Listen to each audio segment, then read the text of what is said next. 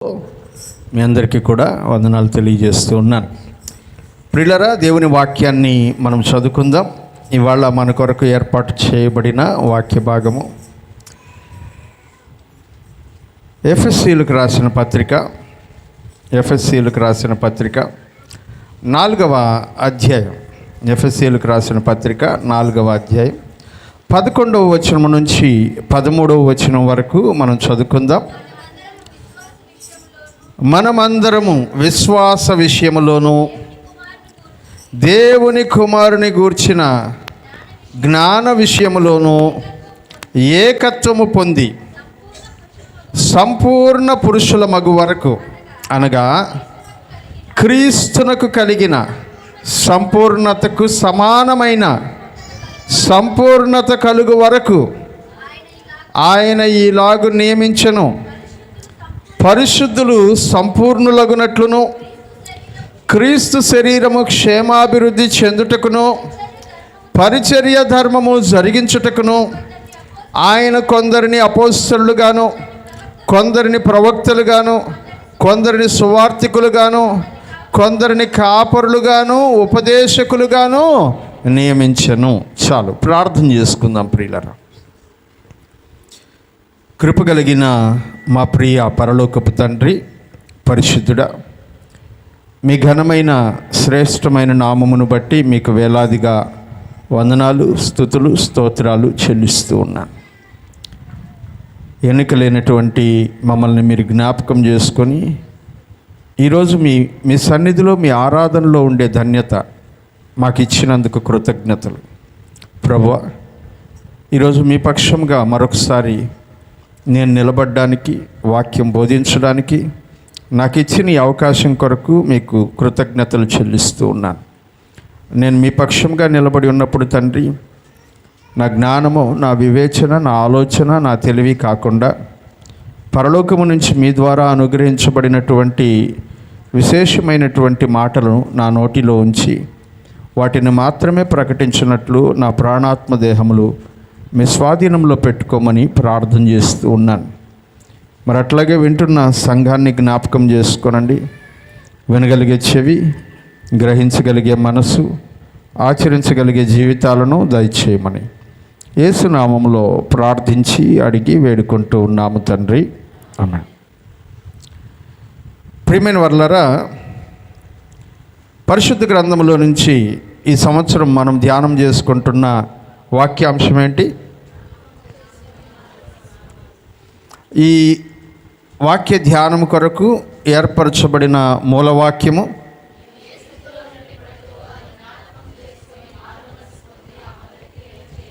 ప్రకటన గ్రంథము 2వ అధ్యాయము 5వ వచనంలోని మూలవాక్యాన్ని మనం ధ్యానం చేసుకుంటూ ఉన్నాం. గడిచిన కొద్ది వారాలుగా, అనగా గడిచిన 4 వారాలుగా మనం మారు మనసు పొందాల్సినటువంటి ఒక ముఖ్యమైనటువంటి అంశం అదేంటంటే పరిశుద్ధత కలిగి ఉండడం అనే అంశాన్ని గురించి మనం ధ్యానం చేసుకుంటూ వస్తూ ఉన్నాం.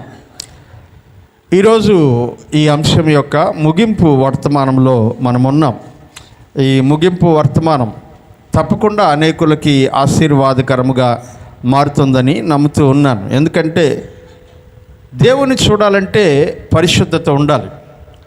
పరిశుద్ధత లేకుండా దేవుణ్ణి చూడడం అసాధ్యము అని వాక్యంలో మనం చూస్తూ ఉన్నాం. మరి దేవుని సన్నిధికి వెళ్ళబోయేటువంటి మనము ఆయనను చూడాలంటే ఆయనను చూడగలిగేంత పరిశుద్ధత మనకు ఉండాలి. ఉదాహరణకి, ఇక్కడి నుంచి కొన్ని లక్షల కిలోమీటర్ల దూరంలో ఉన్నటువంటి సూర్యుడు తన వెలుగుని మన మీద ప్రసరిస్తూ ఉండగా ఆ సూర్యుని వైపు మెట్ట మధ్యాహ్నం పూట చూడాలంటే మన కళ్ళకు శక్తి సరిపోవడం లేదు. మన కళ్ళు ఆ కాంతిని తట్టుకోలేకపోతూ ఉన్నాయి. ఒక సూర్యుడిని మనం చూడడానికే మన కళ్ళు శక్తి సరిపోకపోతే కోటి సూర్యుల తేజస్సుతో ప్రకాశిస్తున్నటువంటి మన ప్రభు, మన రక్షకుడైనటువంటి యేసుక్రీస్తుని, సృష్టికర్త అయినటువంటి దేవుని ముఖదర్శనం చేయడానికి మనం మరింకెంత పరిశుద్ధతను కలిగి ఉండాలో, ఇంకెంత దేవుని యొక్క సన్నిధిని అనుభవించేటువంటి వాళ్ళముగా ఉండాలో ఒకసారి మనము ఆలోచించాలి. మనము ఎంతగా పరిశుద్ధులం అవుతామో అంతగా ఆయనతో సహవాసం చేయడానికి, ఆయనను చూడడానికి, ఆయన యందు ఆనందించడానికి మనకు అవకాశం దొరుకుతుంది ప్రియులారా. అందుకనే ఈ వాక్యంలో పరిశుద్ధత అంటే ఏంటి అనే విషయం ప్రారంభమైన దగ్గర నుంచి పరిశుద్ధత యొక్క నిర్వచనాన్ని మొదటి వారంలో మనం ధ్యానం చేసుకున్నాం. ఆ తర్వాత మనం ఎలా పరిశుద్ధులం అవుతాం, మనం పాపం చేసినటువంటి వారము కదా, మనం ఎలా పరిశుద్ధులం అవుతాం అనే విషయాన్ని రెండవ వారంలో ధ్యానం చేసుకున్నాం. మూడవ వారంలో పరిశుద్ధపరచబడినటువంటి మనం పరిశుద్ధులంగా ఎలా కంటిన్యూ అవ్వాలి, ఎలా కొనసాగాలి పరిశుద్ధతలో అనే విషయాన్ని మనం ధ్యానం చేసుకున్నాం. గత వారంలో రూపాంతరము చెందడం అంటే ఏంటి, లేకపోతే మన శరీరాలని దేవునికి సజీవ యాగముగా ఎట్లా మనము సమర్పించుకొని పరిశుద్ధులముగా మారాలి అనేటువంటి విషయాన్ని గత వారం మనం ధ్యానం చేసుకున్నాం. అందులో రూపాంతరాన్ని గురించి నేను మాట్లాడేటప్పుడు చివరిగా ఒక ఉపమానం చెప్పి ముగించాను. జ్ఞాపకం ఉందా? ఉపమానం ఏంటో, గొంగళి పురుగును గురించి ఒక ఉపమానం చెప్పి ముగించాను. నిజంగానే మన జీవితం అలా రూపాంతరం చెందగలిగితే దాన్నే పరిపూర్ణతను సాధించడం అని మనం చెప్పుకుంటాం ప్రియులారా. ఎందుకంటే ప్రారంభ దశ, అది ఒక చిన్న పురుగు ప్రారంభ దశ. అది నెమ్మదిగా ఎదుగుతూ ఉండేటప్పుడు అక్కడ ఉండేటువంటి పసరునంతటిని తినేసి తన శరీరంలోనికి దాన్ని ఇముడ్చుకొని చాలా పెద్దదిగా మారిపోతూ ఉంది. చాలా పెద్దదైపోయింది, ఇది ఇంకెంత పెద్దదవుతుందో అని మనం భయపడుతూ ఉంటాం. దాన్ని చూడడానికి కూడా ఇష్టపడము, నిరాకరిస్తూ ఉంటాం. కానీ ఎప్పుడైతే తనలో ఉండబడినటువంటి ఆ విషయాన్ని, లేకపోతే ఆ చేదును, లేకపోతే తన శరీరము ఈ లోకాన్ని ఇమిడ్చుకొని తనలో కట్టుకున్నటువంటి ఆ యొక్క పదార్థాన్ని అంతటినీ ఆ పురుగు బయటికి తీసేసి, తనలో నుంచి బయటికి తీసేసి దానితోనే ఒక గూడు కట్టుకొని బయట ఉన్నటువంటి ప్రపంచానికి తనకు ఏ సంబంధం లేకుండా దానితోనే ఒక గూడు కట్టుకొని ఆ చిన్న పురుగు వెళ్ళిపోయి ఆ గూట్లో నివాసం ఉండి తనను తాను ప్రపంచం నుంచి దూరం చేసుకొని పరిశుద్ధంగా బ్రతకడం ప్రారంభిస్తుంది. హల్లెలూయా. ఎప్పుడైతే అది పరిశుద్ధంగా తనను లోకము నుంచి వేరు చేసుకొని బ్రతకడం ప్రారంభిస్తుందో దానికి తెలియకుండానే దాని మీద దేవుడు రెక్కలను మొలిపిస్తాడు, అందమైనటువంటి రెక్కలను మొలిపిస్తాడు. కొంతకాలం అయిపోయిన తర్వాత అది ఆ గూట్లో నుంచి బయటికి వచ్చేటువంటి సమయానికి గొంగళి పురుగులాగా ఉండదు, చూడ్డానికి చాలా అందమైనటువంటి సీతాకోక చిలుకలాగా మారుతుంది. ఇది దేవుని యొక్క రూపాంతర ప్రక్రియ, దేవుడు ఏర్పరిచిన రూపాంతర ప్రక్రియ. మనల్ని కూడా రూపాంతరము చెందమని దేవుని వాక్యములో తెలియజేస్తున్నారు. ఆ రూపాంతరము ఏ స్థాయిలో ఉంటుంది అని అంటే వాక్యములో అంటున్నాడు, సంపూర్ణుల మగు వరకు అని వాక్యంలో తెలియజేస్తున్నాడు. ఇవాళ మనం ధ్యానం చేసుకుంటున్నటువంటి అంశం, మనము మన పరిశుద్ధతలో ఎలా సంపూర్ణులము కావాలి అనే విషయాన్ని గురించి మనం ధ్యానం చేసుకుంటున్నాం. మొట్టమొదట మన విశ్వాసం ద్వారా మన హృదయం పరిశుద్ధపరచబడితే దాని ఫలితంగా మన శరీరం పరిశుద్ధపరచబడుతూ ఉంది. మన విశ్వాసం ద్వారా ముందు ఏం పరిశుద్ధపరచబడాలంట? మన హృదయం పరిశుద్ధపరచబడాలి. హృదయం పరిశుద్ధమైతే దాని ఫలితంగా శరీరము కూడా పరిశుద్ధముగా మారుతుంది. ఒకప్పుడు పాపానికి బానిసలంగా బ్రతికినటువంటి మనం ఇప్పుడు పాపము నుంచి విముక్తిని పొంది దేవునికి దాసులముగా మనం మార్చబడ్డాం, స్వచ్ఛందంగా మార్చబడ్డాం అనే విషయాన్ని దేవుని వాక్యంలో మనం జ్ఞాపకం చేసుకున్నాం. 2 వారాల క్రితం ఈ వాక్యాన్ని మనం ధ్యానం చేసుకుంటున్నప్పుడు రోమాపత్రికలో నుంచి కొన్ని వచనాలు నేను మీకు జ్ఞాపకం చేశాను. ఒకప్పుడు మీరు పాపము నిమిత్తమై శరీరమునకు దాసులై ఉంటిరి, కానీ ఇప్పుడు మీ శరీరములోని అవయవములను పాపమునకు బానిసలుగా ఉంచకుండా మీ శరీరములను సజీవ యాగములుగా దేవునికి సమర్పించుకొనుడని దేవుని వాత్సల్యమును బట్టి నేను మిమ్మలను బ్రతిమలాడుకొనుచున్నాను. ఇట్టి సేవ మీకు యుక్తమైనది అని రోమాపత్రిక 12వ అధ్యాయం 1-2 వచనాల్లో మనం చదువుకున్నాం. ప్రియమైనటువంటి వారలారా, మరి ఈ దేవుని యొక్క మార్గమును గురించి, లేకపోతే ఈ దేవుని యొక్క క్రమాన్ని గురించి మనం గమనిస్తూ ఉన్నప్పుడు మన శరీరమును సజీవ యాగముగా ఎవరికి సమర్పించామంట? దేవునికి సమర్పించాం. ఒకప్పుడు మన శరీరాలు ఎవరికి బానిసలుగా ఉన్నాయి? పాపమునకు బానిసలుగా ఉన్నాయి. ఇప్పుడు మన శరీరములకు పాపమునకు బానిసలుగా ఉండే అవకాశం లేదు. ఎందుకంటే యేసుక్రీస్తు రక్తము మన హృదయమును కడిగింది, మన హృదయములో ఉండబడిన పాపమును తుడిచివేసింది, మనల్ని పవిత్రులుగా చేసింది. ఇప్పుడు మన హృదయములో పాపమునకు తావు లేదు. ఇప్పుడు హృదయం పవిత్రమైపోయిన తర్వాత మన శరీరము కూడా క్రమముగా ఎలా మార్చబడుతుందంట? పవిత్రముగా మార్చబడుతుంది. దేవునికి స్తోత్రం కలుగును గాక. హల్లెలూయా. కొంతమంది అంటుంటారు, హృదయం పరిశుద్ధమైన తర్వాత శరీరం పరిశుద్ధము కాకుండా ఉండడానికి అవకాశం లేదు. ఎందుకంటే హృదయం పరిశుద్ధమైనటువంటి ప్రతి ఒక్కరూ తమ క్రియలను, లేకపోతే తమ చేష్టలను, తమ నడవడిని కూడా పరిశుద్ధంగా మార్చుకుంటాడు. మన హృదయం పరిశుద్ధమైంది అనడానికి రుజువు మన శరీర క్రియలు పరిశుద్ధమవుతూ ఉన్నాయని అర్థం. మన హృదయములో చెడు లేదు అనడానికి రుజువు మన క్రియల్లో చెడు లేదు అని చూపించగలగడమే ప్రియమైనటువంటి వాళ్ళరా. అందుకు ఉదాహరణగానే ఈ మాటల్ని నేను మీకు జ్ఞాపకం చేస్తూ ఉన్నాను.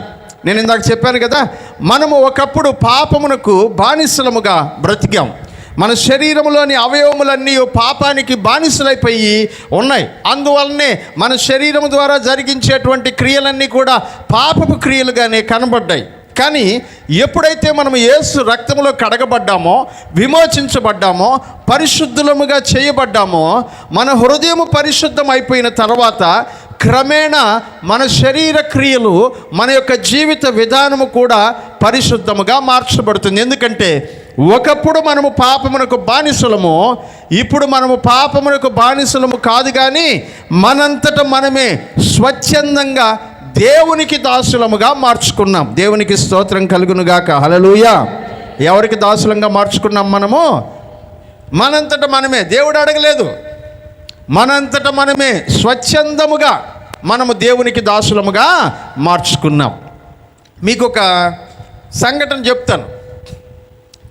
ఆ తర్వాత ఎలా మనంతట మనం స్వచ్ఛందంగా దేవునికి దాసులమయ్యాం అనే విషయాన్ని నేను మీకు తెలియజేస్తాను. Sister, come sister.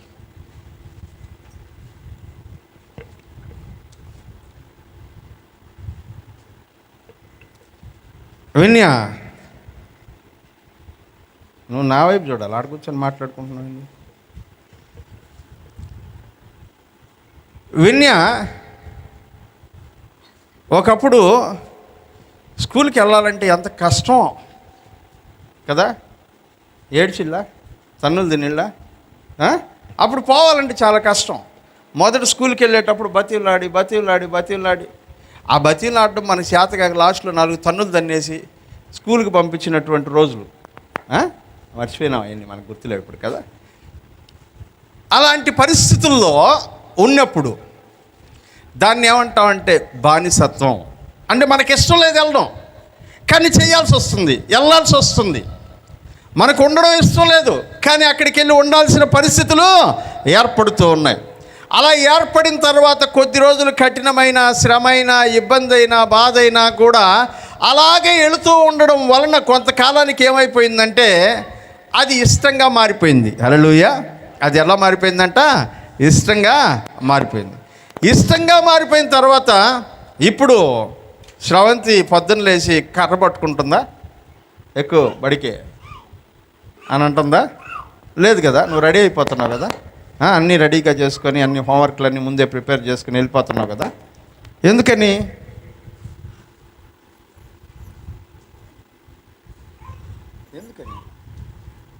లేకపోతే మళ్ళీ ఆడదంతదానే. ఇప్పుడు స్కూల్లో ఉండేవాళ్ళు అంటే ఇష్టం, ఫ్రెండ్స్ అంటే ఇష్టం, అక్కడికి పోయి ఆడుకోవడం ఇష్టం, చదువుకోవడం ఇష్టం, అందుకని వెళ్ళిపోతుంది కదా. ఇలాంటి ఇన్సిడెంట్ ఒకటి బైబిల్లో యేసయ్య చెప్పాడు. మొట్టమొదటి ఆజ్ఞ, 10 ఆజ్ఞలు ఉన్నాయి కదా. 10 ఆజ్ఞలు అయిపోయిన తర్వాత దేవుడు చెప్పినటువంటి ఒక ముఖ్యమైనటువంటి సంఘటన, లేకపోతే ఎలా వ్యవహరించాలి మనుషులు అనే దానికి సంబంధించి ఒక ముఖ్యమైన విషయాన్ని దేవుడు చెప్పాడు. నిర్గమాకాండము 21వ అధ్యాయం. నువ్వు ఉండు, పని ఉంది. నిర్గమాకాండం 21వ అధ్యాయం 1 నుంచి 6 వచనాల వరకు అక్కడ ఉన్నటువంటి మాటలు మనం చదువుదాం. నీవు వారికి నియమించవలసిన న్యాయ విధులు ఏవనగా, నీవు హెబ్రీయుడైన దాసుని కొనిన ఎడల వాడు 6 సంవత్సరములు దాసుడై జాగ్రత్తగా వినండి.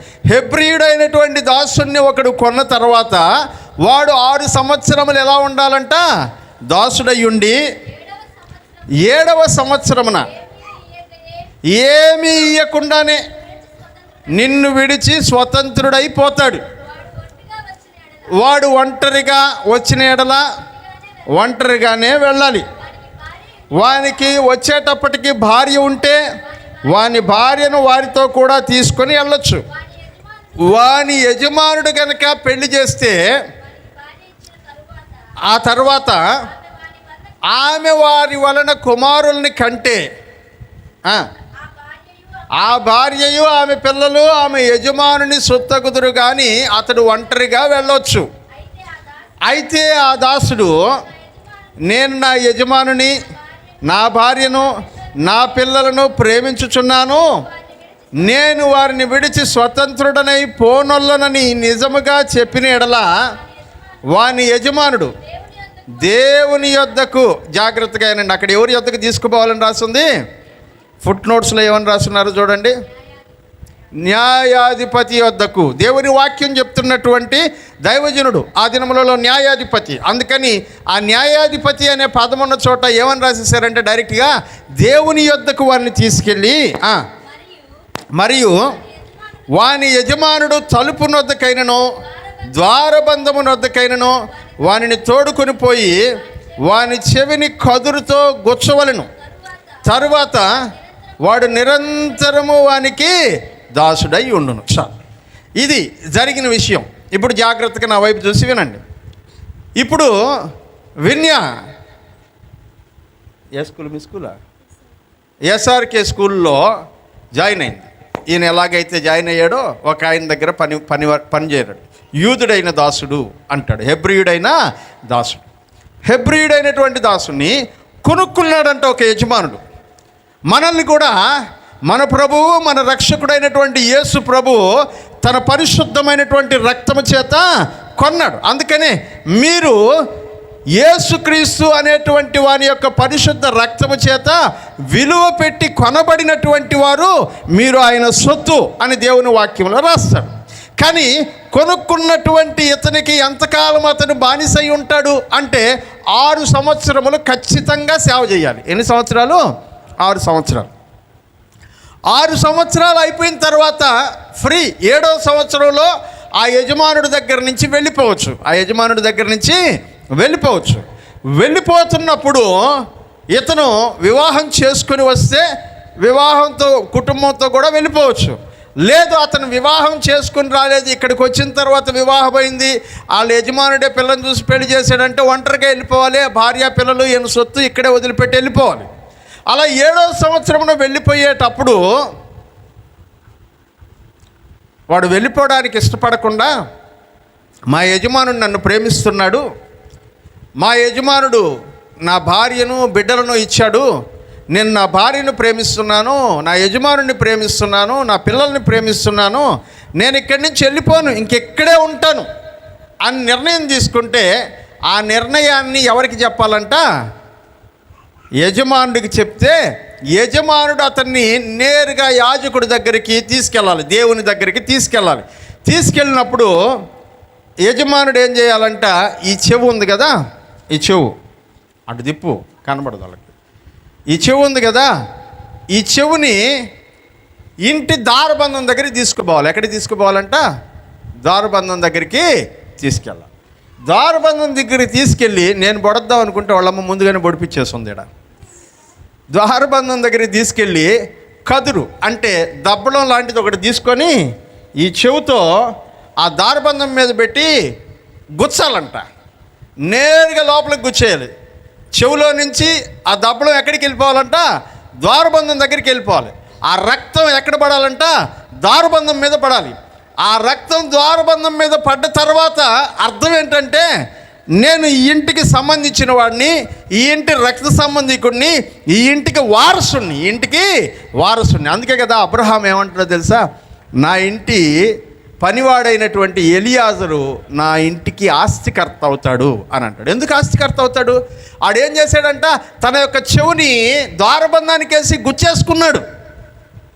నేను అబ్రహామును వదిలిపెట్టి వెళ్ళను, నేను అబ్రహాం భార్య అయిన శారాను వదిలిపెట్టి వెళ్ళను, నాకు ఇచ్చినటువంటి నా భార్య పిల్లలు అతని వల్ల కలిగారు, ఇక్కడ నేను సంతోషంగా ఉన్నాను, నేను వాళ్ళని ప్రేమిస్తున్నాను, వదిలిపెట్టనంటే అబ్రహాం అంట ఆ గుమ్మం దగ్గరికి తీసుకెళ్ళి కదురు పట్టుకొని లోపలికి గుచ్చేస్తే ఆ రక్తం ద్వారబంధం మీద పడి నేను ఇక ఈ ఇంటికి దాసుడిని జీవితాంతం.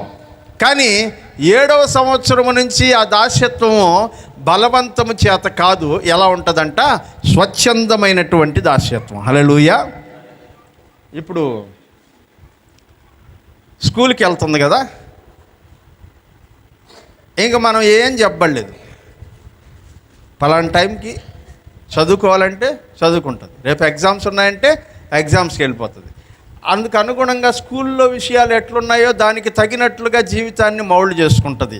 అది దాసుని యొక్క లక్ష్యం. హల్లెలూయా. యజమానుడు ఎలా ఉండాలని కోరుకుంటాడో అలాగూ తన జీవితాన్ని మలుచుకోవడం ఒక ఇష్టపూర్వకముగా దాసుడుగా మారిన వాడి యొక్క లక్షణం. ఇప్పుడు వాక్యంలో చెప్తున్నటువంటి విషయం అదే. ఆయన అంటున్నటువంటి మాట ఏంటంటే, మనం ఒకప్పుడు పాపములో బ్రతికాం, ఇప్పుడు ఆ పాపము నుంచి విడిపించబడ్డాం. 7 సంవత్సరాలు అయిపోయింది, మనం స్వచ్ఛందంగా విడిపించబడ్డానికి అవకాశం మనకు దొరికింది. అయితే ఇప్పుడు స్వచ్ఛందముగా ఆయన వదిలేసిన తర్వాత కూడా నీ ఇష్టం, నేను నిన్ను రక్తంతో కొన్నాను, నా పరిశుద్ధ రక్తంతో కొన్నాను, ఇన్ని రోజులు నువ్వు నా దగ్గర ఉన్నావు, సేవ చేసావు, మంచిది. కానీ ఇక మీదట కూడా నువ్వు సేవకుడిగా నిలబడాలనుకుంటే, నాతో పాటు ఉండాలనుకుంటే, నా రాజ్యంలో, నా ఇంటిలో, పరలోకములో ఉండాలనుకుంటే నీ అంతట నువ్వే స్వతంత్రుడుగా ఇప్పుడు దాసుడుగా మారాలి. అలా నువ్వు దాసుడుగా మారిన తర్వాత ఇక మీదట ఈ ఇంటిలో ఉండబడినటువంటి సమస్తమైనటువంటి వాటికి నువ్వు వారసుడు అవుతావు, హక్కుదారుడు అవుతావు అని దేవుడు తెలియజేస్తున్నప్పుడు మనంతట మనమే ఏం చేస్తున్నామంట, స్వేచ్ఛాపూర్వకముగా దేవునికి దాసులముగా ఉండడానికి ఇష్టపడ్డాం. ఇప్పుడు ఈ కమ్మలు,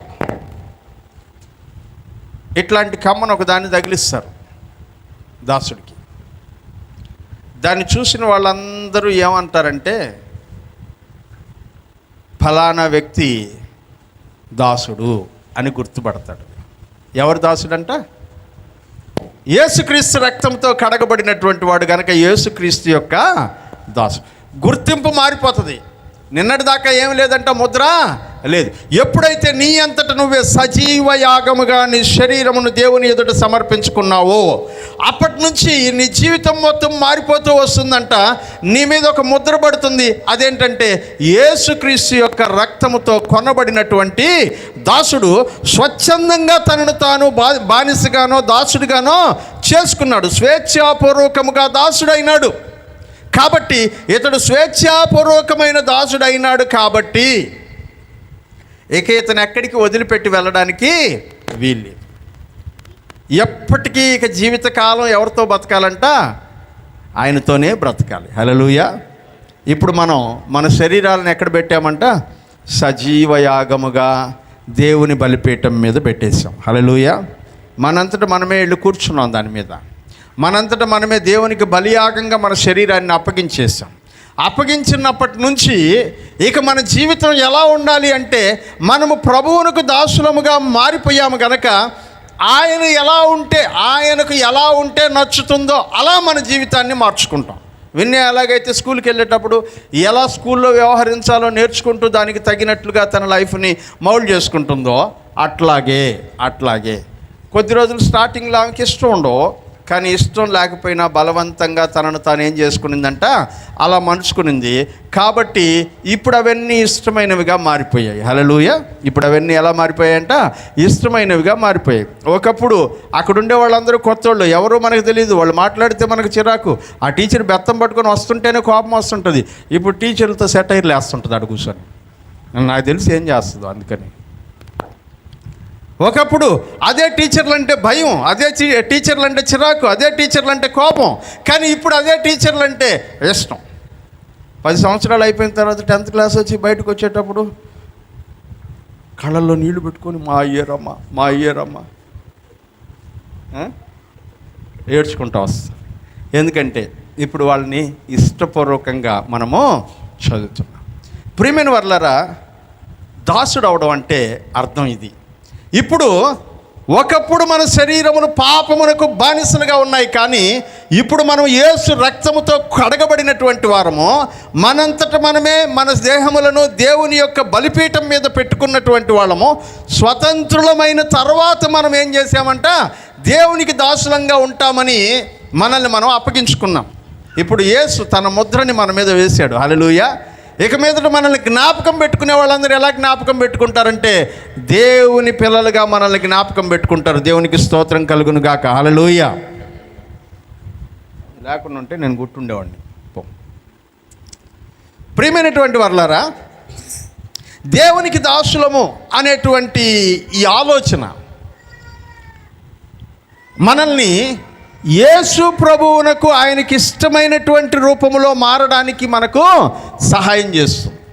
యజమానుడికి ఏది ఇష్టం అది దాసుడు చేయాలి. యజమానుడికి ఇష్టమైనటువంటి పనిని చేయడం వలన మనం ఆయనకి దాసులంగా మారుతాం. ఒక 2 ఉదాహరణలు చెప్పి నేను ముందుకు వెళ్ళిపోతాను. ప్రియమైనటువంటి వాళ్ళారా, మార్తా, మరియా, లాజరు ఓ మంచి కుటుంబం. ఏ ఊరు వెళ్ళది? ఏమో మాకు ఎప్పుడు పరిచయం లేదు వాళ్ళు అంటారా? ఏ ఊరు వాళ్ళది? బేతనియా. ఏ ఊరు? బేతనియా. నేను ఎన్ని సంవత్సరాల నుంచి చెప్తున్నాను, కొత్త వాళ్ళు ఎవరిని వచ్చి అడిగితే మీరు ఎట్నే నోటికి స్టిక్కర్ వేసుకుని కూర్చుంటే ఈ పాస్టర్ ఏం చెప్పడం లేదు కావాలి వీళ్ళకి అనుకుంటారు. బేతనియా గ్రామంలో మార్తా, మరియా, లాజరు ఉన్నారు. వీళ్ళ గురించి స్టోరీ అంతా మనకు తెలుసు, కానీ ఓ మాట చెప్తాను, అది చాలా ముఖ్యమైనది, అందుకని చెప్తున్నా. ఈ బేతనియా గ్రామంలో ఉంటున్నటువంటి ఈ మరియా యేసుక్రీస్తు పాదాల దగ్గర కూర్చుని ఉంటుంది అని మనం వాక్యంలో చదువుతాం. కానీ ఒకానొకప్పుడు ఈ పరిస్థితి ఏంటంటే, యేసు ప్రభు ఒక రోజున యెరూషలేములో ఉండగా పరిసయ్యులు, శాస్త్రులు, సద్దుకయ్యులు ఇట్లాంటి వాళ్ళందరూ ఆయన చుట్టూ ఉంటే కొంతమంది ఈ మరియని లాక్కొచ్చారంట యేసయ్య దగ్గరికి. అయ్యా, ఈమె వ్యభిచారం చేస్తుండగా మేము పట్టుకొచ్చాం, రెడ్ హ్యాండెడ్గా దొరికింది. కాబట్టి మోషే ధర్మశాస్త్రం ఈవిడ్ని రాళ్లతో కొట్టి చంపమని చెప్తుంది, మీరేం చెప్తారు? సో యేసయ్య అన్నాడు, మోషే ధర్మశాస్త్రంలో రాళ్ళతో కొట్టమని చెప్పారు కదా, కొట్టేయండి రాళ్ళతో అన్నాడు. అందరూ చిన్న పిల్లకాయల దగ్గర నుంచి ముసలోళ్ళ దాకా అందరూ రాళ్ళు ఎత్తుకున్నారంట. చిన్న పిల్లకాయలు, క్రాంతి, కుమారు, వీళ్ళందరూ, రిషి, వీళ్ళందరూ ఆ వయసులో ఉండే వాళ్ళందరూ రాళ్ళు ఎత్తుకున్నారు. ముసలోళ్ళు రేపు ఎల్లుండో చచ్చిపోయేటువంటి అదిగో అబ్రాహం తాతగారు ఉన్నారు కదా, ఆయన దాకా అందరు రాళ్ళు ఎత్తుకున్నారు. ఎందుకని? ఆవిడని కొట్టడానికి. ఆమె తప్పు చేసింది, పాపం చేసింది. రాళ్ళు తీసుకున్న తర్వాత యేసయ్య ఏం చేస్తున్నాడంట, కింద కూర్చొని నేల మీద ఏదో రాసుకుంటూ ఉన్నాడు. ఏం రాస్తున్నాడని బైబిల్ చెప్పలేదు, మనకు తెలియదు. రాసుకుంటూ ఉండగా అందరూ రాళ్ళు ఎత్తుకొని రెడీగా ఉండే టైంలో యేసయ్య ఒక మాట అన్నాడు, మీలో పాపం చెయ్యని వాడెవరో వాళ్ళు ఏంటి ఫస్ట్ రాయి అన్నాడు. ఇప్పుడు యేసయ్య ఒక పెద్ద రాయి తీసుకొని అందరినీ బాధేసినాడు. హల్లెలూయా. చిన్న పిల్లల దగ్గర నుంచి ముసలోళ్ళ దాకా అందరు పట్టుకొని రాళ్ళన్నీ కింద పడిపోయినాయి. ఇప్పుడు మనుషులు కూడా ఒక్కరు కూడా లేరు, అందరు వెళ్ళిపోయారు అక్కడి నుంచి, మొత్తం ఖాళీ అయిపోయింది. యేసయ్య ఒక్కడే, ఆ స్త్రీ ఒక్కటే నిలబడిపోయి ఉన్నారు. యేసయ్య తలెత్తి చూసి, అమ్మా నిన్ను ఎవరు శిక్షించలేదా అని అన్నాడు. లేదు ప్రభువా, నన్ను ఎవరు రాళ్ళతో కొట్టలేదు అని అంటే, నేను కూడా నిన్ను శిక్షించను అని అన్నాడు. హల్లెలూయా. నేను కూడా నిన్ను శిక్షించను. సమాధానము గలదానవై వెళ్ళు, ఇక మీదట పాపము చేయొద్దు.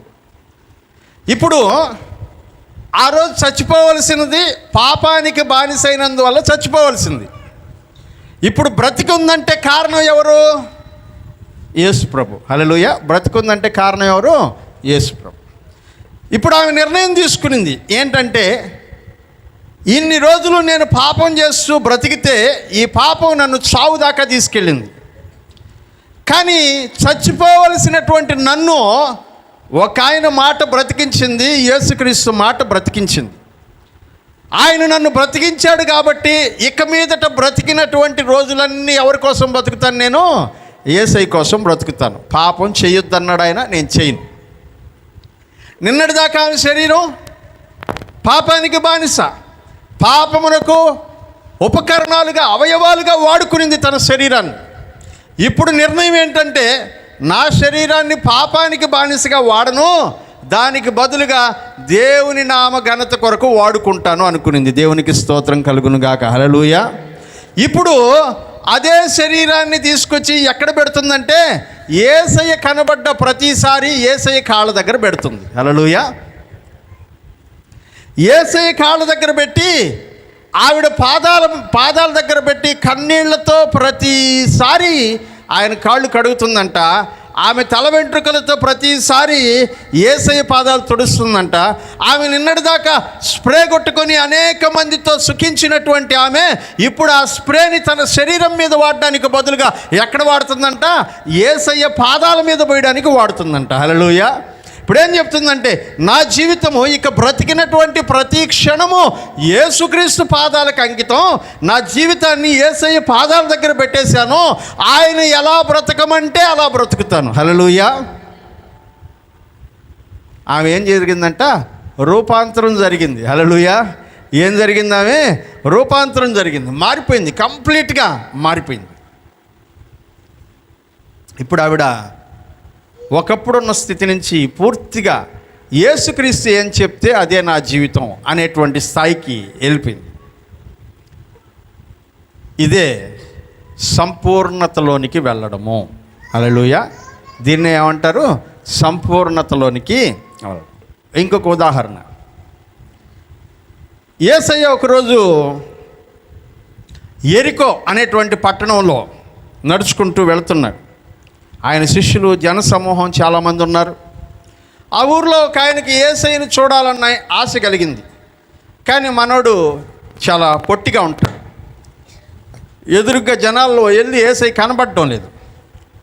కనబడకపోయేసరికి ఒక చెట్టు ఎక్కి కూర్చున్నాడంట యేసయ్యను చూడాలని.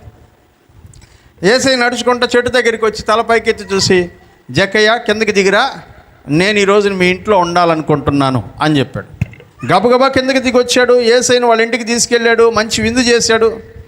అలా మాట్లాడుకుంటూ ఉండగానే చాలామంది యేసయ్యను గురించి విమర్శిస్తూ, మీ యేసయ్య ఎందుకు అందరూ అన్యుల ఇంటికి వెళ్తున్నాడు, లేకపోతే సుంకర్ల ఇంటికి వెళ్తున్నాడు, పాపం చేసే వాళ్ళ ఇంటికి వెళ్తున్నాడు, ఆయన నిజంగా ప్రవక్త అయితే పరిశుద్ధుల ఇంటికి కదా వెళ్ళాలి అని అందరూ మాట్లాడుకుంటూ ఉన్నారు. ఆ టైంలో జక్కయ్య బయటకు వచ్చి 2 మాటలు చెప్పాడు. ఒకటి, నేను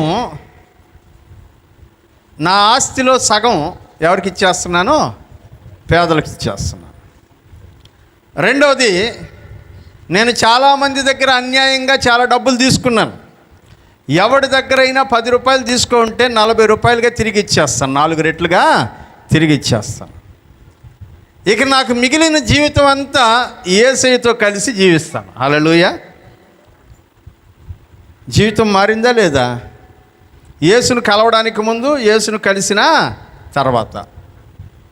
మార్పు ఏంటంటే, ఒకప్పుడు డబ్బుకి బానిస, ఒకప్పుడు సంపాదనకి బానిస, ఒకప్పుడు ఆస్తిని సంపాదించుకునేదానికి బానిసగా బ్రతికినటువంటి వాడు ఎప్పుడైతే యేసును కలిశాడో, యేసయ్యతో మాట్లాడాడో, యేసయ్య ఉద్దేశాన్ని తెలుసుకున్నాడో, దీనికంటే గొప్పది ప్రభు దగ్గర ఉందనే విషయాన్ని తెలుసుకున్నాడో, వెంటనే తన ఆలోచన విధానం మార్చుకొని, ఇది ప్రభువుకి ఇష్టం లేదు, ఈ ప్రభువుకి ఇష్టం లేని పని ఈ రోజుతో వదిలేస్తున్నాను, ప్రభువుకి ఇష్టమైనట్టుగా నేను బ్రతుకుతాను, కాబట్టి ఇప్పటిదాకా చేసినటువంటి వాటన్నిటిని క్లియర్ చేయాలి అనుకొని అన్నిటినీ క్లియర్ చేసేసాడు.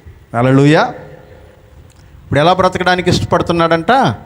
యేసు ఎలా చెప్తే అలా బ్రతకడానికి ఇష్టపడుతున్నాడంట. అందుకని యేసయ్య అంటున్నాడంట, ఇతను కూడా అబ్రహాము కుమారుడే అని అన్నాడు. హల్లెలూయా. ఇతను కూడా అబ్రహాము కుమారుడే, నేడు ఈ ఇంటికి రక్షణ వచ్చింది అని చెప్పాడు. ఇప్పుడు యేసు ప్రభువు ఆ స్త్రీ సంపూర్ణతలోనికి మార్చబడ్డాన్ని గురించి చెప్పాడు. జక్కయ్య సంపూర్ణతలోనికి మార్చబడ్డాన్ని గురించి చెప్పాడు. ఒకప్పుడు తమ శరీరాలని, తమ యొక్క మనసులని, తమ సమయాన్ని, తన ఉద్యోగాన్ని అన్నిటినీ వేరే పాప సంబంధమైనటువంటి విషయాల కొరకు వాడుకుంటున్నటువంటి వాడు ఇప్పుడు నీతి సంబంధమైన విషయాల కొరకు వాడుకోవడానికి తన జీవితంలో అన్నిటినీ ఉపయోగించడం ప్రారంభించాడు. ఇది సంపూర్ణులం అవడానికి మొదటి ప్రక్రియ. హల్లెలూయా. అంటే వీళ్ళిద్దరికీ ముందేం మారింది? హృదయం మారింది. హల్లెలూయా. ముందు మనసు మారింది, తర్వాత శరీరం ఆటోమేటిక్గా మారుతూ వచ్చింది. దేవునికి స్తోత్రం కలుగును గాక. హల్లెలూయా. అందుకనే మనం అంతరంగంలో మారితే బయట ఉన్నటువంటి జీవితం ఆటోమేటిక్గా మారిపోతుంది. బయట ఉన్నటువంటి పరిస్థితులు ఆటోమేటిక్గా మారుతాయి. అలా మనలో మార్పు కనబడడం లేదు అని అంటే అర్థం ఏంటో తెలుసా? మన హృదయం ఇంకా మారలేదని అర్థం. ఎలాగైతే జక్కయ్య ఒక్కొక్కటిగా తన జీవితంలో చేసినటువంటి పాపములన్నిటినీ తీసివేసుకున్నాడో, ఎలాగైతే ఆ స్త్రీ తన పాపములన్నిటినీ వదిలిపెట్టేసుకునిందో, అలాగే ఒక్కొక్కటిగా మన జీవితంలో ఉన్నటువంటి వాటన్నిటినీ మార్పు నొందుతూ మనం ఏం చేయాలంటే ఒకప్పుడు సంపూర్ణులముగా మారాలి. ఎట్లాంటి సంపూర్ణత అంటే యేసుక్రీస్తుకు సమానమైనటువంటి సంపూర్ణత గలవారముగా మారాలి. దేవునికి స్తోత్రం కలుగునుగాక. హల్లెలూయా. ఎవరికి సమానమైన సంపూర్ణత అంట? యేసుక్రీస్తుకి సమానమైన. అంటే అర్థం ఏంటి? మనమందరము ఎలా మారాలంట? యేసుక్రీస్తులాగా మారాలి. ఎలా మారాలంట? యేసుక్రీస్తులాగా మారాలి. నిద్రపోయే వాళ్ళందరూ గట్టిగా ఒకసారి స్తోత్రం చెల్లిద్దాం. హల్లెలూయా. తెలుసు నాకు, అందుకని అప్పుడప్పుడు అటు చెప్పేది.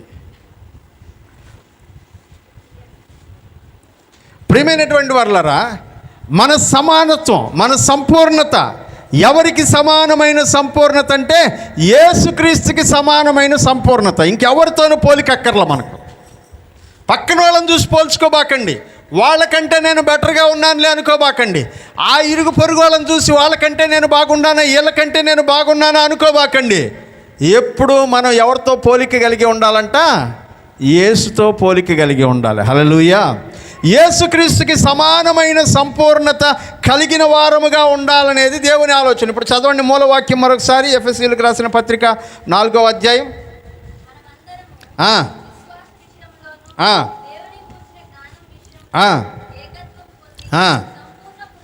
సంపూర్ణ పురుషులం అగు వరకు అంటే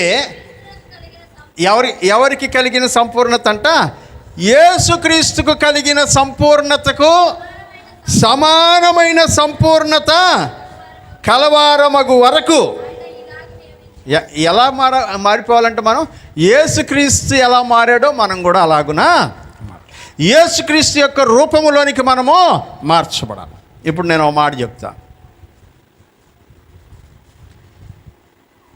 యాకోబుకి, మీరు బైబిల్ బాగా చదువుతుంటారని నేను మధ్యలో అప్పుడప్పుడు పేస్ట్ చేస్తుంటా కొన్ని విషయాలు. యాకోబుకి ఒక కళ వచ్చింది ఒక రోజున. ఆ కళలో గొర్రెలను దాటుతున్న పొట్టేళ్ళన్నీ చారలు గలవై ఉన్నాయని కలగన్నాడు.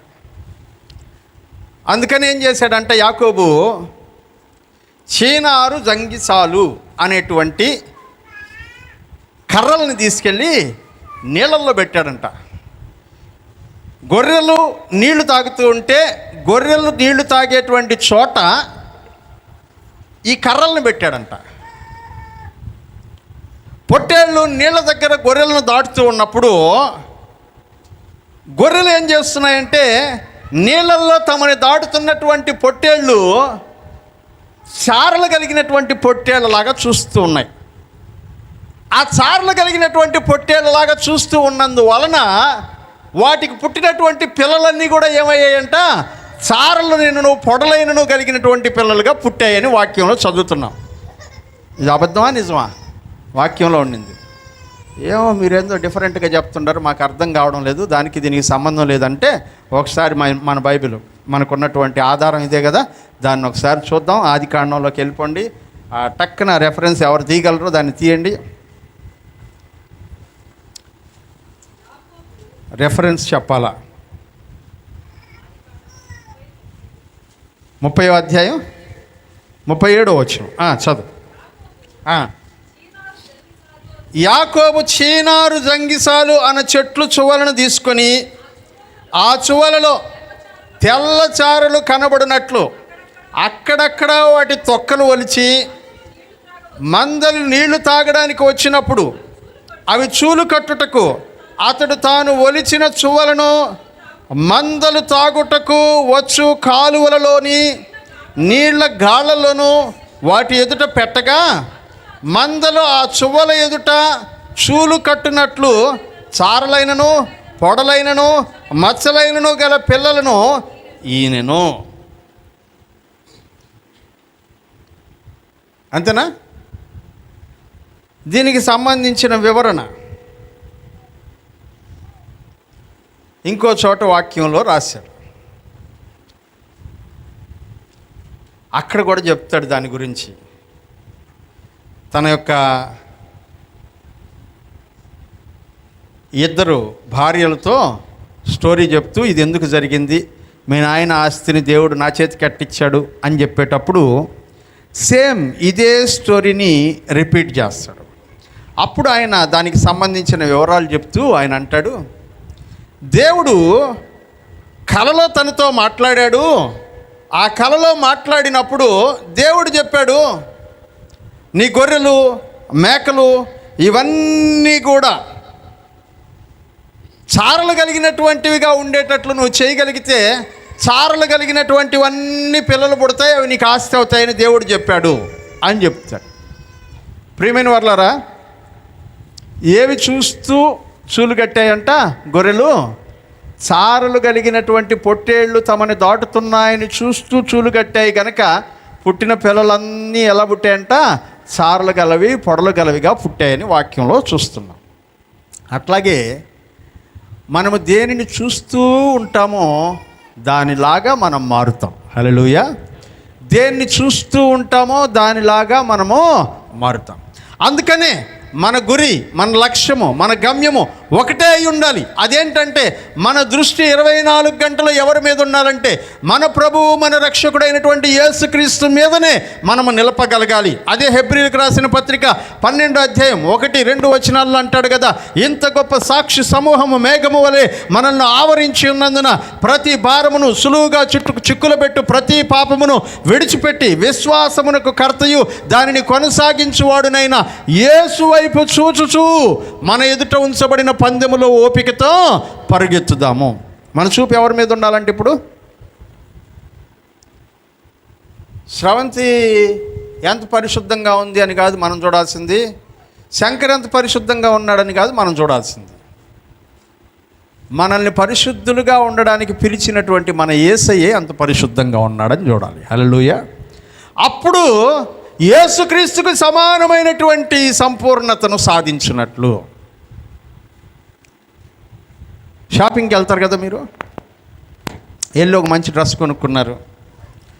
డ్రెస్ కొనుక్కుంటే సాటిస్ఫాక్షన్ ఏమి ఉండదు. కొనుక్కున్నప్పుడు ఒక 20% సాటిస్ఫాక్షన్ ఉంటుంది. కొనుక్కున్న దాన్ని ఎగ్జిబిషన్ పెట్టినప్పుడు 100% సాటిస్ఫాక్షన్.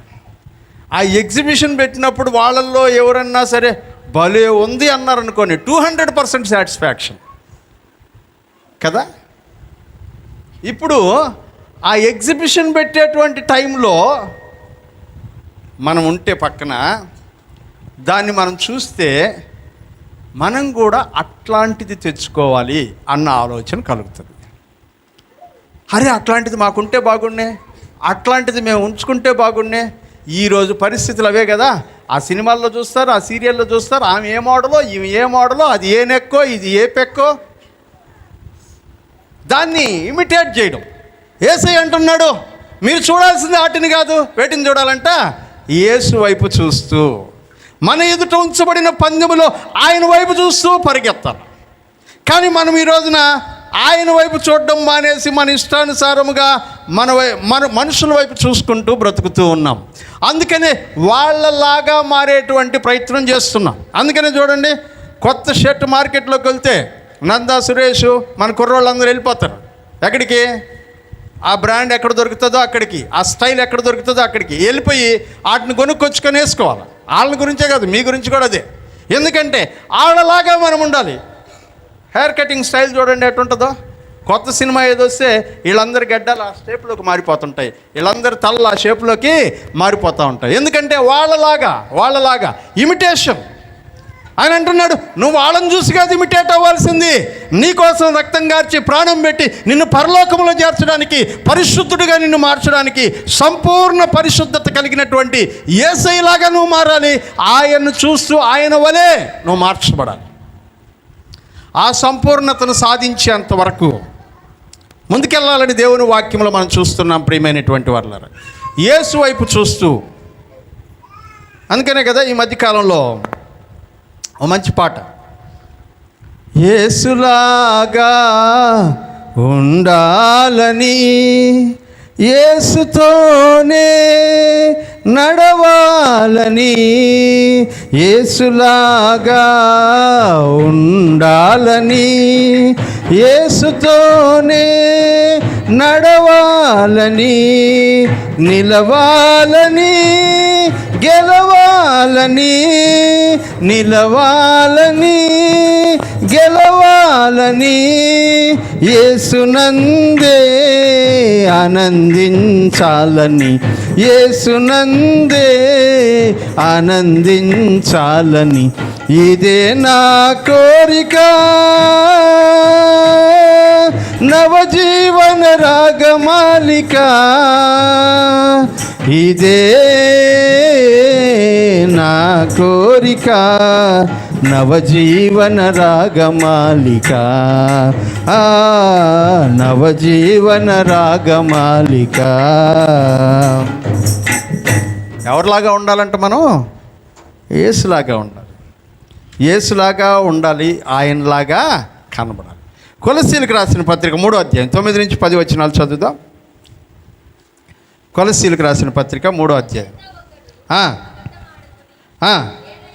ఏలయనగా ప్రాచీన స్వభావమును దాని క్రియలతో కూడా మీరు పరిత్యజించి అజ్ఞానము కలుగు నిమిత్తము దానిని సృష్టించిన వాని పోలిక చొప్పున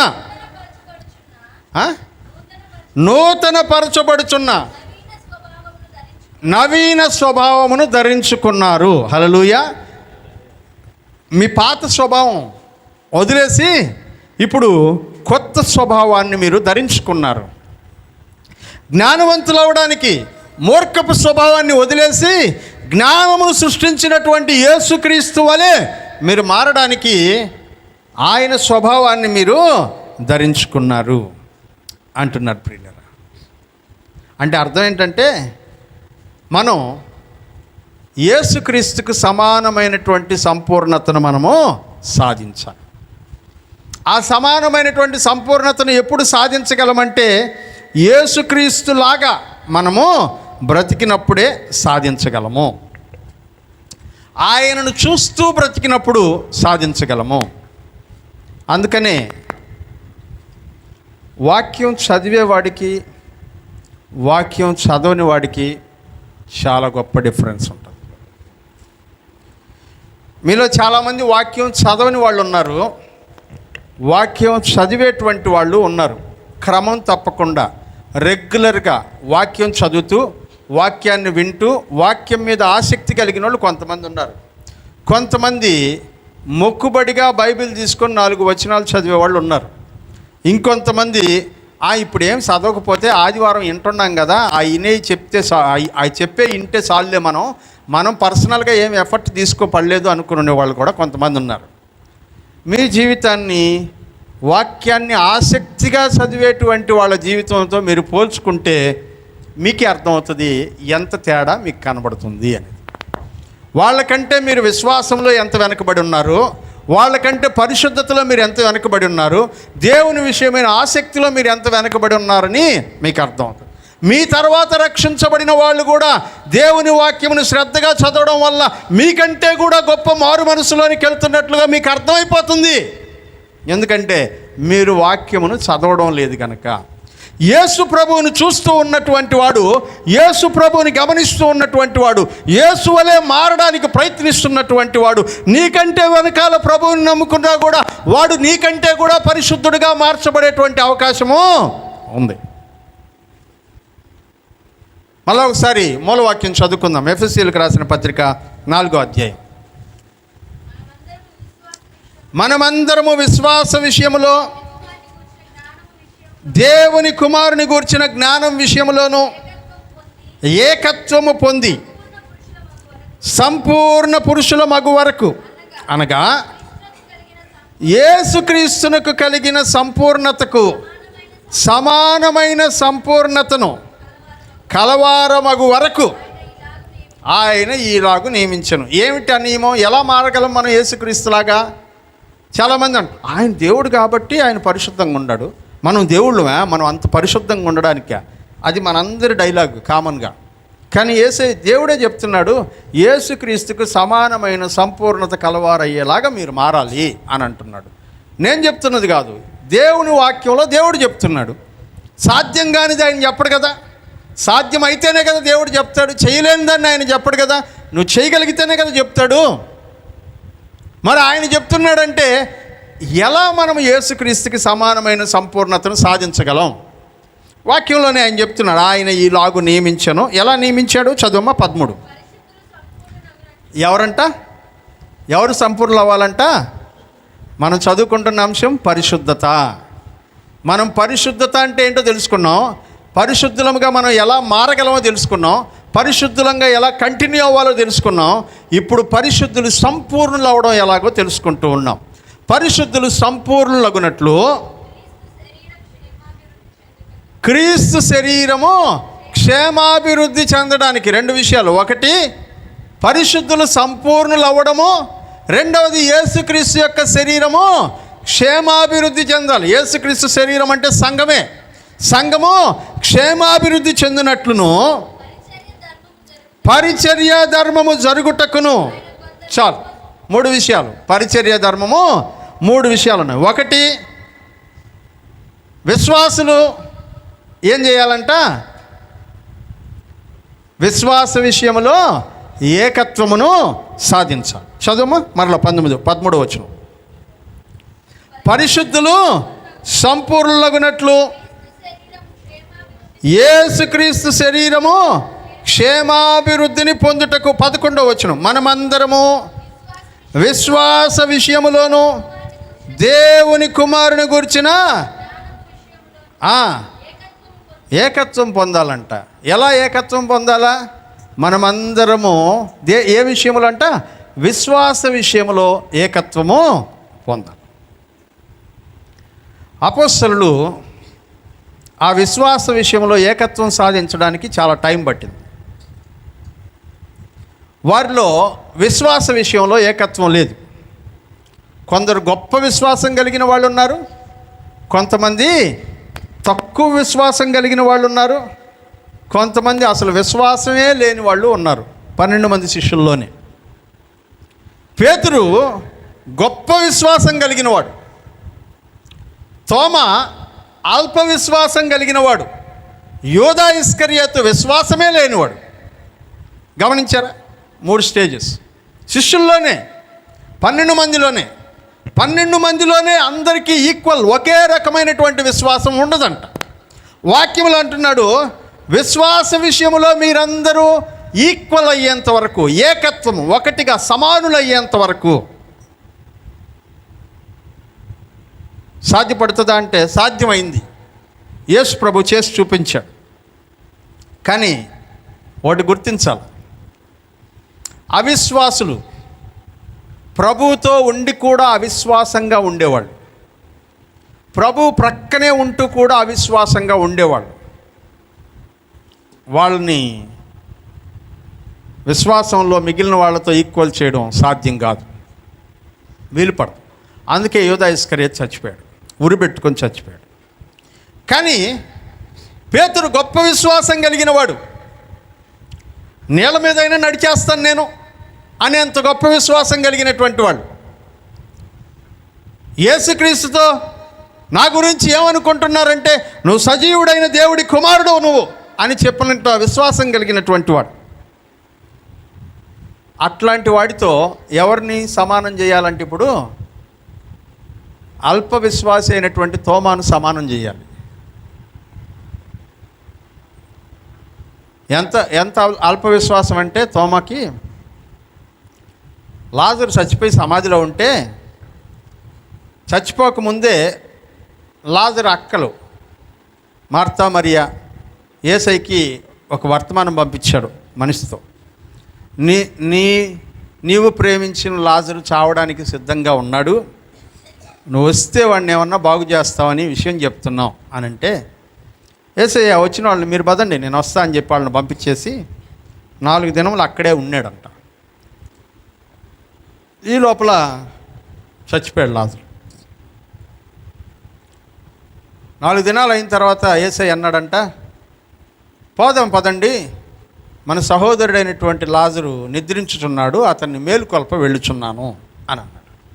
శిష్యులందరూ అన్నారంట, అతను నిద్రపోతుంటే మనం లేపితే ఆయన లేస్తాడు అని అన్నారంట.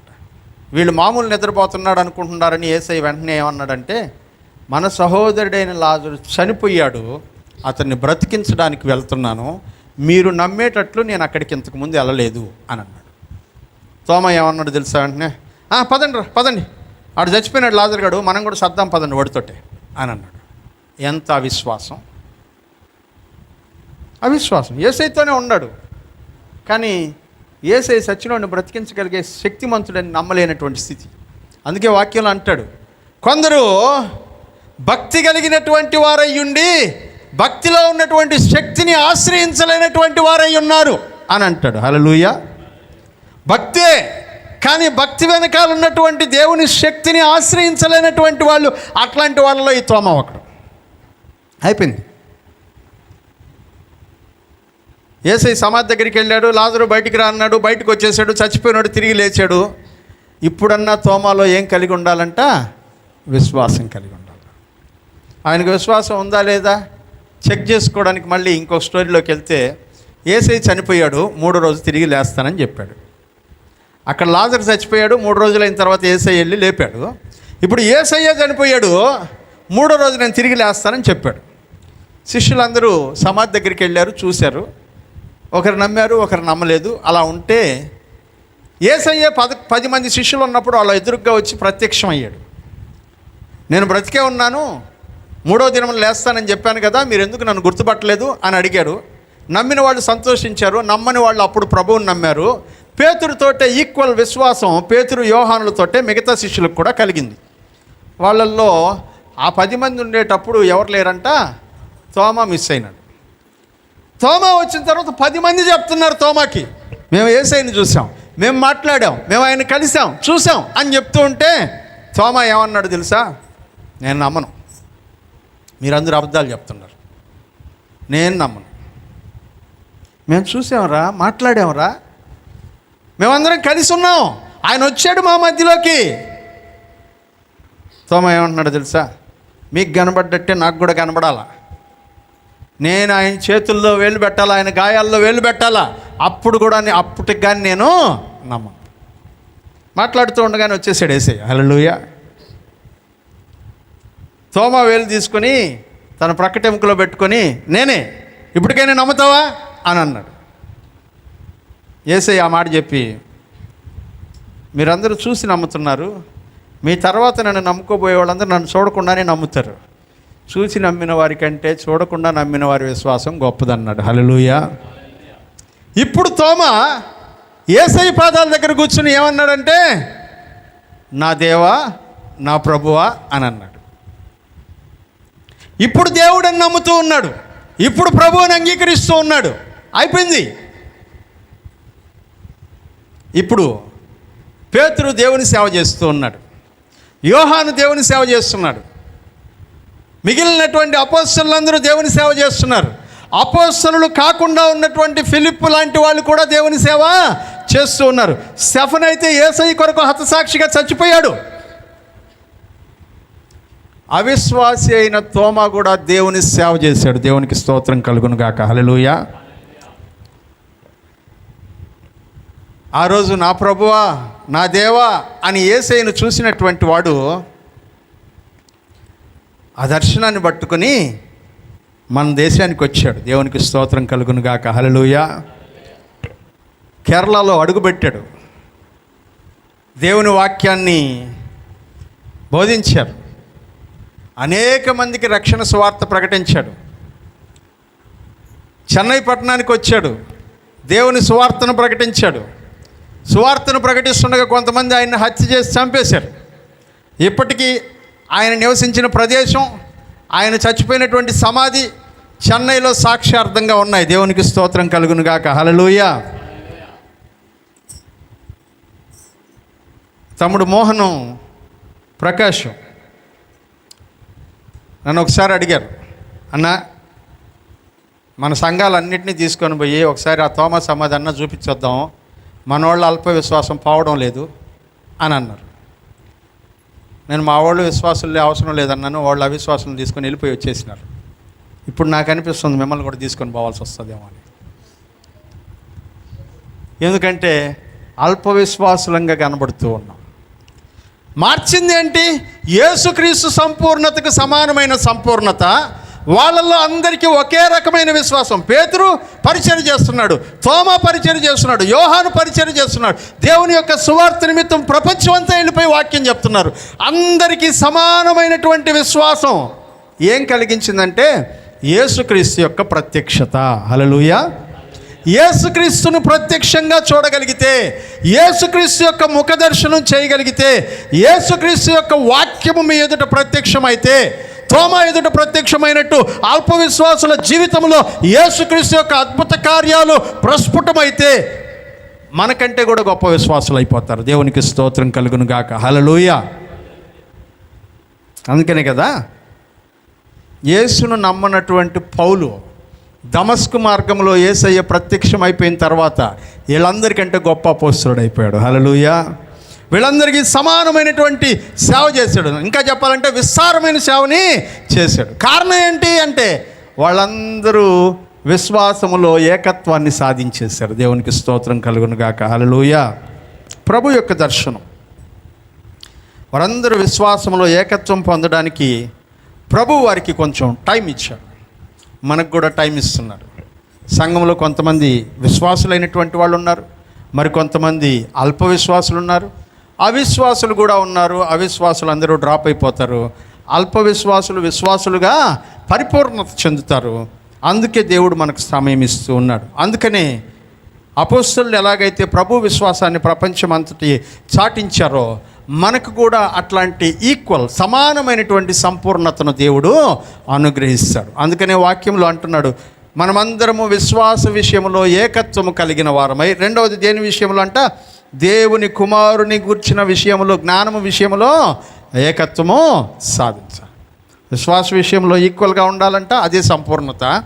రెండవది దేవుని కుమారుని గూర్చిన జ్ఞానము విషయంలో ఏకత్వము కలిగినటువంటి వారమై ఉన్నారు. ఏమిటి కుమారుని గురించిన జ్ఞానం? సామెతల గ్రంథం 8:9. మీరిప్పుడు బైబిల్ తీయొద్దు, నా వైపే చూడండి. 8వ అధ్యాయం 9వ అధ్యాయం. మేము ఒక్కసారన్నా చదివాము అన్నోళ్ళు చేతులు ఎత్తండి. వన్ టైం అట్లీస్ట్ మీ జీవితకాలం మొత్తానికి ఒకసారి. 1 2 3 4 5 6. ఏముంది దాంట్లో? మాకు తెలిసి ఇట్లాంటివి అడుగుతారని అందుకనే మేము చెయ్యెత్తకుండా బలవంతంగా కింద పెట్టుకొని ఉండం. బాబాలు వాళ్ళు వీళ్ళు ఎత్తేసినారు గబగబా అనుకుంటున్నారు కూర్చొని గమ్ముకున్న వాళ్ళు. ఏముంది దాంట్లో చెప్పండి? తెలీదా? ఏమని మొదలు పెడతారంటే జ్ఞానము మాట్లాడుచున్నది అంటాడు. చదవండి 8వ అధ్యాయం. ఎట్లా అంటే మాట్లాడడం కూడా కాదంట, ఘోష పెడుతుందంట. గానం ఘోషించుచున్నది, వివేచన తన స్వరమును వినిపించుచున్నది. దారి పక్కన రాజవీధుల మొగల్లోనూ రాజమార్గముల్లోనూ అది నిలుచుచున్నది.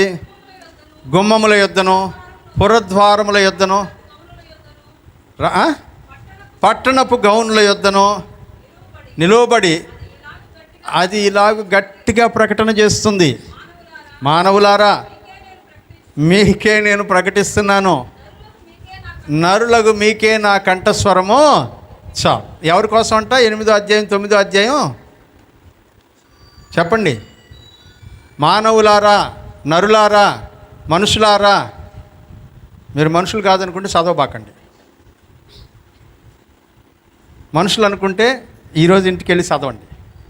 9, 10 అధ్యాయాలు గట్టిగా ఒక 50 వచనాలు ఉంటాయో, 52, 53 ఉంటాయి రెండిట్లో కలిపి. ఇప్పుడు వీటిలో దేని గురించి రాస్తున్నారంటే జ్ఞానమును గురించి రాస్తున్నారు. ఏ జ్ఞానాన్ని గురించి రాస్తున్నాడంటే యేసుక్రీస్తు యొక్క జ్ఞానాన్ని గురించి. యేసుక్రీస్తు ఎవరై ఉన్నారో ఆ జ్ఞానాన్ని గురించి రాస్తున్నాం. ఆయన వలన ప్రపంచములు నిర్మించబడ్డాయి, ఆయన వలన రాజులు పరిపాలన చేస్తున్నారు, ఆయన వలన ఆకాశం నుంచి మందు బిందువులు కురుస్తూ ఉన్నాయి, ఆయన జ్ఞానము చేతనే సముద్రమునకు ఇదిగో పొలిమేరను నిర్ణయించి దీన్ని దాటకూడదని చెప్పాడు, ఆయన జ్ఞానం వల్లే పర్వతాలు ఏర్పరచబడ్డాయి. అన్నీ ఆఖరికి పరలోకం కూడా ఆయన జ్ఞానం వల్లే ఉంటుంది. ఇసుక రవ్వంతైనను లేకముందు నేలమట్టి రవ్వంతైనను సృష్టించబడక మునుపు నేను ఆయనతో ఉన్నాను అని అంటాడు. ఆ మాట చదివిన తర్వాత యోహాను సువార్త 1:1 చదివితే ఆదియందు వాక్యం ఉండెను, వాక్యము దేవుని యొద్ద ఉండెను, వాక్యమే జ్ఞానము దేవుని యొద్ద ఉండింది, ఆ జ్ఞానము దేవుడైనది. ఆ దేవుడు మన ప్రభు అయినటువంటి యేసుక్రీస్తు. కొలసీ పత్రికలో అంటాడు కదా, దేవుని యొక్క సర్వజ్ఞాన సంపన్నత మన ప్రభు అయినటువంటి యేసుక్రీస్తునందు నిక్షిప్తమై ఉన్నది అని అంటాడు. యేసుక్రీస్తుని గురించిన జ్ఞానము విషయంలో ఏకత్వము సాధించాలి. విశ్వాస విషయంలో ఏకత్వము, యేసుక్రీస్తుని గురించినటువంటి కుమారుని గురించినటువంటి జ్ఞానం విషయంలో ఏకత్వము సాధించాలి. అందుకనే పరిశుద్ధ గ్రంథంలో ఆయన గురించినటువంటి విషయాలన్నిటిని గురించి మనకు చక్కగా చెప్పేటువంటి పుస్తకం ఏంటో తెలుసా? హెబ్రీయులకు రాసినటువంటి పత్రిక. ఈ పత్రికను మీరు చదివారంటే పాత నిబంధన గ్రంథంలో యేసుక్రీస్తు ఎలా ఉన్నాడనే విషయం మొత్తం మనకు అర్థమైపోతుంది. ప్రియులారా, చదువుతున్నప్పుడు అంత గందరగోళంగా ఉంటుంది, కానీ దాని మీద మనసు పెట్టి చదివితే పాత నిబంధన గ్రంథంలో యేసుక్రీస్తు ఎక్కడ ఉన్నాడు, ఎలా ఉన్నాడు, ఆయన పరిస్థితి ఏంటి మనకు తెలియపరచబడుతుంది. ఇది దాచబడినటువంటి యేసుక్రీస్తుని గురించిన జ్ఞాన రహస్యం. చదువుదాం. ముందుగా హెబ్రీయులకు రాసిన పత్రిక 1వ అధ్యాయం 1 నుంచి 4 వచనాల వరకు మనం చూద్దాం. పూర్వకాలమందు నానా సమయములలో నానా విధములుగాను ప్రవక్తల ద్వారా మన పితరులతో మాట్లాడిన దేవుడు ఈ దినముల అంతమందు ఎవరి ద్వారా మాట్లాడుతున్నాడంట? మనతో, మన ప్రభువు మన రక్షకుడైన యేసుక్రీస్తు ద్వారా మనతో మాట్లాడుతాం. ఆయన క్యారెక్టర్ని గురించి నేర్చుకోవాలి. హెబ్రీ పత్రిక చాలా గొప్ప పత్రిక ఆయన గురించి నేర్చుకోవడానికి. యేసుని గురించి తెలుసుకోవాలి, యేసుక్రీస్తు ప్రేమను గురించి తెలుసుకోవాలి. ఆయన ఒకప్పుడు ఏమై ఉండేవాడు, ఆయన ఏమైనాడు, భవిష్యత్తులో ప్రస్తుతం ఆయన ఏం చేస్తున్నాడు మన కొరకు, భవిష్యత్తులో ఆయన మన కొరకు ఏం చేయబోతున్నాడు. యేసుక్రీస్తు ఆయన పరలోకంలో ఉండేటువంటి దేవుని కుమారుడు, భూలోకంలో మనుషుల పాపముల కొరకే వచ్చి చనిపోయినటువంటి వాడు. ఇప్పుడు ఆయన ఏం చేస్తున్నాడు? నీకోసం ఏం చేస్తున్నాడు ఆయన? రేపొద్దున భవిష్యత్తులో ఆయన ఏం చేయబోతున్నాడు నీ కొరకు? ఇది యేసుక్రీస్తుని గురించినటువంటి జ్ఞానం యొక్క సంపూర్ణత. దాన్ని తెలుసుకోవాలి. దీనిలో అందరం ఏకత్వం సాధిస్తే ఇది సంపూర్ణమవడం అని వాక్యం తెలియజేస్తుంది. ఆయన్ని గురించి మనం ఎంత తెలుసుకుంటామో ఆయనలాగా మనం అంతగా మార్చబడతాం. హల్లెలూయా. ఆయనలాగా మనము అంతగా మార్చబడతాం. యేసన్ గారు ఒక పాట రాశారు. ఇంతగా నన్ను ప్రేమించినది నీ రూపము నాలో నిర్మించినది. ఏంటంట? మనల్ని ప్రేమించి మనలో ఎవరి రూపాన్ని నిర్మించాడంట? ఆయన రూపం. ఇంకా కొత్త పాట కూడా పాడుతాం, అది మనకు పెద్దగా టచ్లో ఉండదు కదా. నీ రూపం నాలో నా ప్రతిబింబమై వెలుగని నీ ప్రేమ నీ కరుణ నా హృదిలోన ప్రవహించని,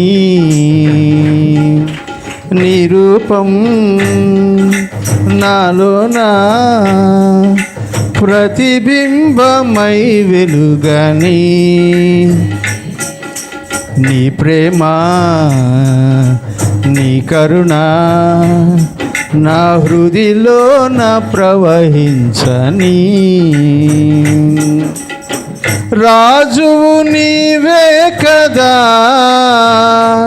నీ దాసుడనేనే కదా,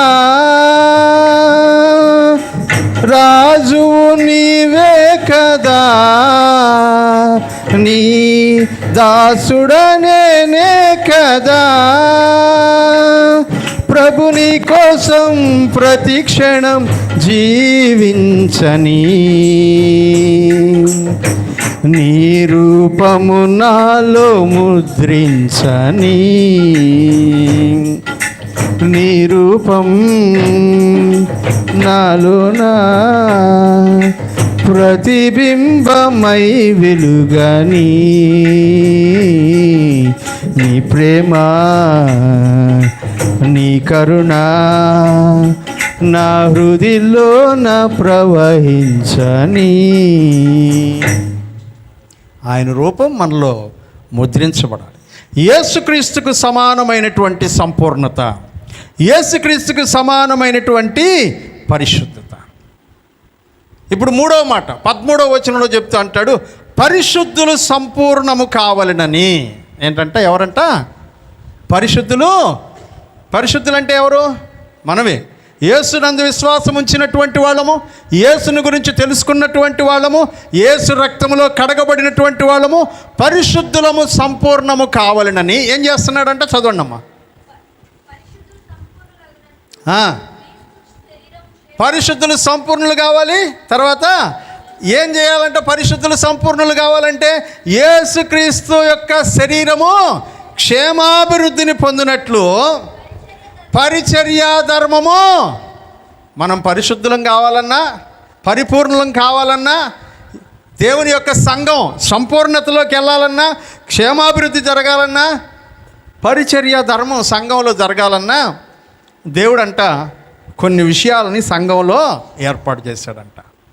అలా ఏర్పాటు చేయడం వల్ల మనం సంపూర్ణం అవుతామని దేవుని ఉద్దేశం. ఇక్కడ చెప్పబడిన వాళ్ళందరూ కూడా సంఘము యొక్క క్షేమాభివృద్ధి కొరకు ఏర్పరచబడిన వాళ్ళు. హల్లెలూయా. ఆ లిస్టులో చెప్తాడు కదా చాలామంది పేర్లు.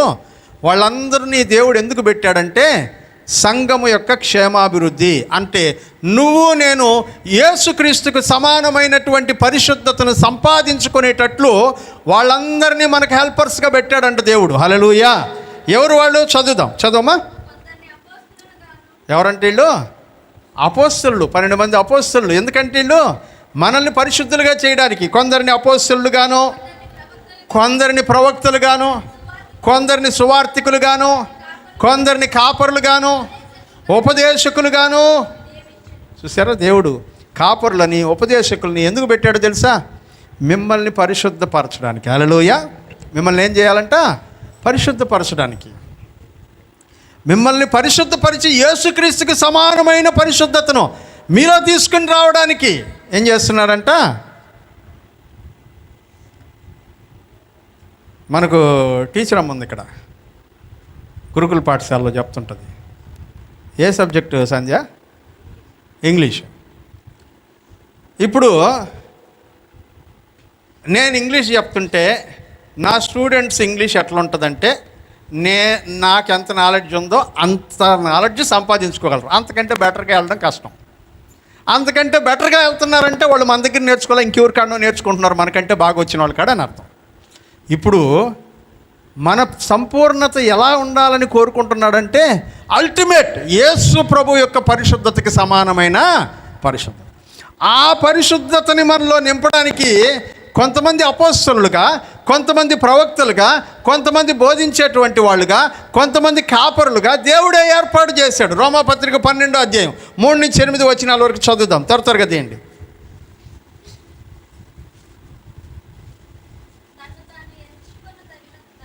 ఆ, ఎక్కువగా ఎంచుకొనక ఆ. దేవుడు ఒక్కొక్కనికి విభజించి ఇచ్చిన విశ్వాస పరిమాణము చొప్పున ఆ,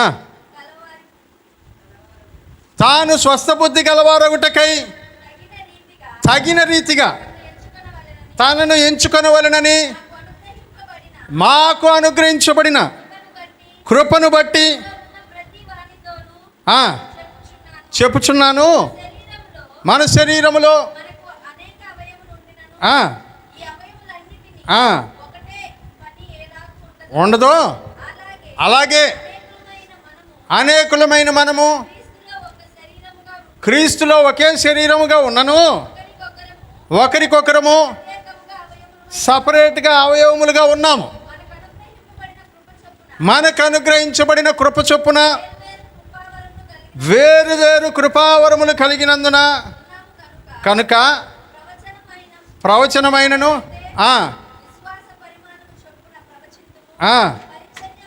పరిచర్య చేసేవారు ఉంటే పరిచర్యలోను, బోధించువాడైతే బోధించట్లోను, హెచ్చరించేవాడైతే హెచ్చరించడంలోను పని కలిగి ఉందాము. చాలు.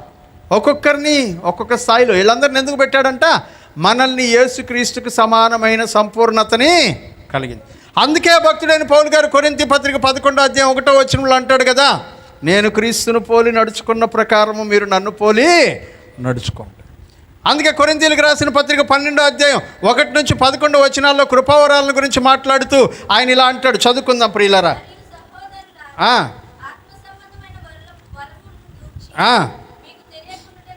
ఇష్టం లేదు,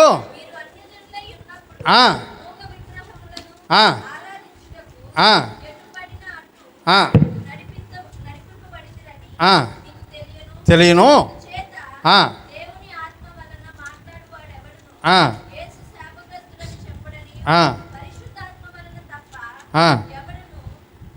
నాలుగో వచనం చూద్దాం. కృపావరములు నానా విధములుగా ఉన్నాయి, ఆత్మ ఒక్కడే. మరియు పరిచర్యలు నానా విధములుగా ఉన్నాయి కానీ ప్రభువు ఒక్కడే. నానా విధములైన కార్యములు గలవు కానీ అందరిలో అన్నిటినీ జరిగించు దేవుడు ఒక్కడే. ఆయనను అందరి ప్రయోజనము కొరకు ప్రతివానికి ఆత్మ ప్రత్యక్షత అనుగ్రహించబడి ఉన్నది. ఎలాగనగా ఒకనికి ఆత్మ మూలముగా బుద్ధివాక్యము, మరి ఒకనికి ఆ ఆత్మను అనుసరించిన జ్ఞానవాక్యమును, మరి ఒకనికి ఆత్మ వల్లనే విశ్వాసమును, మరి ఒకనికి ఆత్మ వల్లనే స్వస్థపరచు వరమును, మరి ఒకనికి అద్భుతములు చేయ శక్తియు, మరి ఒకనికి ప్రవచన వరమును, మరి ఒకనికి ఆత్మల వివేచన, మరి ఒకనికి నానా విధములైన భాషలను, మరి ఒకనికి భాషలు అర్థము చెప్పగల శక్తియు అనుగ్రహించబడి. ఎందుకంటే ఇవన్నీ మనల్ని పరిశుద్ధుల్ని చేయడానికి. ఇది దేవుని ఉద్దేశం. మనము సంపూర్ణము కావాలని. సంఘము ఒకే రకమైనటువంటి సంపూర్ణతను సాధించాలి. విశ్వాసంలోను, పరిశుద్ధతలోను, దేవుని కుమారుని గురించిన జ్ఞాన విషయంలోనూ సమానమైనటువంటి నాలెడ్జ్ని సంపాదించుకోవాలి. అందుకోసమే ప్రభు ఏం చేస్తున్నాడంట, కొంతమంది దైవజనులను మన ఎదుట పెట్టి వాళ్ళ ద్వారా మనకేం చేస్తున్నాడంట, సంఘానికి దేవుని యొక్క వాక్యము చేత మనల్ని శుద్ధి చేస్తూ ఉన్నాడు. అందుకనే కదా పేతురు భక్తుడు అంటాడు,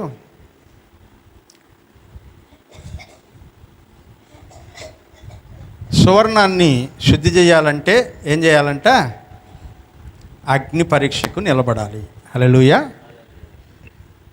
మనం పరిశుద్ధులం అవ్వాలంటే పరీక్షకు నిలబడాలి. అందుకనే కొరింథీ పత్రికలో అంటాడు, మీరు సహింపదలిగిన దానికంటే ఎక్కువగా దేవుడు మిమ్మల్ని శోధించడు. ఒకవేళ మీరు సహించలేమనుకుంటే తప్పించుకునే మార్గాన్ని కూడా పక్కనే పెడతాడు. కానీ మీరు సంపూర్ణులు అవ్వాలంటే ఈ అగ్ని పరీక్షలో వెళ్తేనే సాధ్యం అవుతుంది. మనల్ని సంపూర్ణమైనటువంటి పరిశుద్ధతకు, యేసుక్రీస్తుకు సమానమైనటువంటి పరిశుద్ధతకు, పరిశుద్ధులు సంపూర్ణులు అవడానికి సంఘములో దేవుడు వీళ్ళని ఏర్పాటు చేశాడు. దైవజనుడిగా నన్ను ఏర్పాటు చేసిన, సంఘ పెద్దలుగా వీళ్ళని ఏర్పాటు చేసిన, భవిష్యత్తులో మీరందరూ గొప్ప నాయకులుగా సంఘంలో నిలబడ్డా, ఇవన్నీ కూడా సంఘాన్ని సంపూర్ణతలోనికి, యేసుక్రీస్తునకు కలిగిన సంపూర్ణతలోనికి తీసుకుని వెళ్ళడానికి.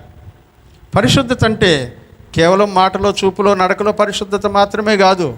ఎప్పుడైతే మనం యేసుక్రీస్తు వలె ప్రపంచానికి కనబడగలుగుతామో అది నిజమైనటువంటి పరిశుద్ధత. హల్లెలూయా.